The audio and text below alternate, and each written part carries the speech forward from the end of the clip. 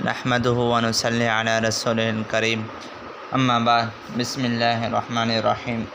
سورہ یونس جو خلاصو بیان تھی رہیو ہے یہ صورت مکی صورت ہے ہن صورت جا جے مضامین اہن اوے جو سو توحید رسالت قیامت وغیرہ تے مشتمل اہن ہن صورت کے اندر اللہ تبارک و تعالی حضرت یونس علیہ السلام میں انہیں جی قوم کے قصے کے بیان کرن فرمایا ہے انہیں جی نسبت سے ہن صورت جو نالو سورہ یونس رکھو ویو ہن صورت کے آغاز کے اندر اکان للناس عجبا ان اوحینا الی رجل منهم ان انذر الناس وبشر الذین آمنوا ان لهم قدم صدق عند ربهم ان آیت مبارکہ کے اندر مشرکین کافرن یعنی کہ انہوں جو اعتراض ہو انہیں جو جواب ان آیت کے اندر ڈنو ویو ہے کافر مشرک یہ چاہتا ہوا نبی کریم صلی اللہ علیہ وسلم کے فرشتو اسانے وہی کھنی اچے ہا تو اساں انہیں دی گال منوں ہا انسان اسانے وہی کھنی آیو ہے پیغام اللہ جو کھنی آیو ہے انہیں جے کرے اساں نتھا منوں تو اللہ تعالیٰ انہوں نے یہ جواب ڈنو تو در حقیقت عمل فرشتن یہ نائن کرنا انسان کے کرنا انہیں جے کرے انسان کے عملی طور تے ڈیکھانا جے اللہ تعالیٰ انسان کے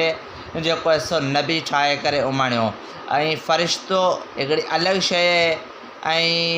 انسان الگ شے عملی اعتبار سے دنیا کے اندر عمل انسان کے کرنو ہے انہیں جے کرے اللہ تعالیٰ نبوت و انسان کے عطا کئی کافرن جے مشرکن جے سوال جو جواب اللہ تعالیٰ آیات مبارکہ کے اندر ڈنو انہیں کہاں پو ایک اللہ تبارک و تعالیٰ پنجی قدرت کاملہ کے بیان کیو اللہ تبارک و تعالیٰ پنجی توحید کے بیان کیو تخلیق ارض و سما کے بیان کیو ان ربکم اللہ الذی خلق السماوات والارض فی 6 ایام تب بے شک اواں جو رب وہ اللہ ہے جائیں آسمانن کے زمین کے صرف 6 ڈینہن کے اندر پیدا کیو تو بہرحال ہتے اللہ تبارک و تعالی زمین آسمان کی پیدائش کے حوالے سے تذکرہ کرن فرمایا ہے انہیں کہاں پو یک اللہ تبارک و تعالی نے گال کے بیان کیو تو اللہ تعالی جو وعدو حق سچ ہے سبنی کے اللہ ہی جی طرف واپس اچنو ہے اللہ تبارک و تعالی انسان کے پیدا کیو وری مرنا کھا پوئے نہیں سی پیدا اللہ تبارک و تعالی کندو چھو تو ہن سورج کے اندر قیامت جو تذکرہ ہے مرنا کھا پوئے نہیں سی زندہ تھیण کے حوالے سے آیات مبارکہ کے بیان کیو ویو ہے کافرن جے نے اعتراض کے بھی رد کیو ویو کافر یہ چاہتا ہوا تو مری وجن کھا پوئے اسی ہڈیوں تھی وینداسیں پوئے وری نہیں سی اساں کے نائے اٹھنو تو اللہ تعالیٰ انہوں جے انہیں سوال ہے انہیں اعتراض جو جواب ڈنو تو وہی اللہ ہے جے اوہاں کے پیدا کیو وری نہیں سی وہ اللہ اوہاں کے پیدا کندو یعنی کہ نہیں سی اوہاں کے زندہ کندو ایک اللہ تبارک و تعالی سج چنڈ انہیں جی مقدار کے بیان کیو هو الذی جعل الشمس ضیاء وہی ذات ہے جن سج کے چمکدار چنڈ کے روشن نورانی ٹھایو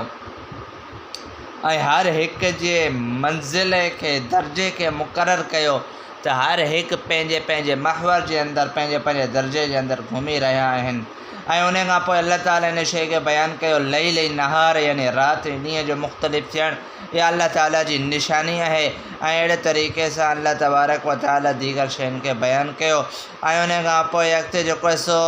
جنت کے اندر انہیں شے کے بیان کیو تو جے کے مانو ایمان آنیندہ نیک صالح عمل کندا تو وہ جنت کے اندر رہندا تجری من تحتہم الانہار انہن جے جو کوئی سو جگہن کے اندر باغات کے ہیٹھاں نہروں جاری ہوندیوں نعمت بھرے باغات کے اندر سبحانک اللہم انہن جو آغاز ہوندو انہن جی گفتگو سلام کے اعتبار سے ہوندی انہن جو آخری کلمو الحمدللہ رب العالمین ہوندو وغیرہ وغیرہ ان شے کے اللہ تبارک و تعالی بیان کرن فرمایا ہے انہیں کہاں پوئے دیگر واقعات کے حضرت موسیٰ علیہ السلام جو قصے کے بیان کے حضرت یونس علیہ السلام جو قصے کے بیان کیو جو مختصر خلاصو سورہ یونس جو اوان سامو بیان جو اللہ تبارک و تعالی خان دعا اللہ تعالیٰ اساں کے قرآن کریم کے صحیح سمجھن جی توفیق ہمت عطا